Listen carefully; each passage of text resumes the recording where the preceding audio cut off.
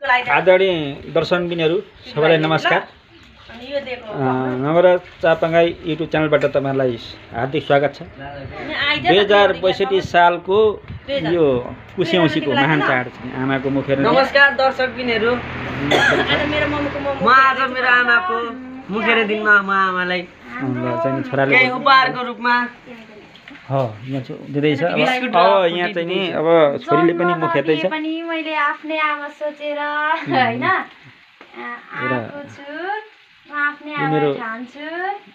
दाइको छोरी हो। यसले चाहिँ नि यसको आमा बाउ भने नि हामी नै हो। यसलाई यो घर जहिले पनि यसको लागि खुल्ला छ। आमा नहुनुको पीडा भनेको ठुलो उनीहरूलाई थाहा हुन्छ। आमा भनेको चाहिँ नि अब कस्तो भन्ने कुरो आमा नहुनेलाई थाहा हुन्छ है। अब हरेक आमाहरूलाई चाहिँ नि यो मेरो उपहारको तर्फबाट तपाईलाई के चाहिँ 2062 सालको उपलक्ष्यमा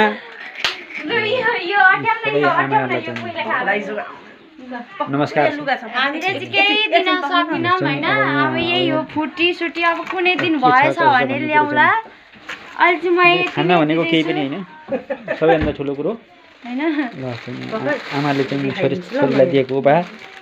ल आमाले लु छोरीलाई दिएको उपहार ल है गाइज।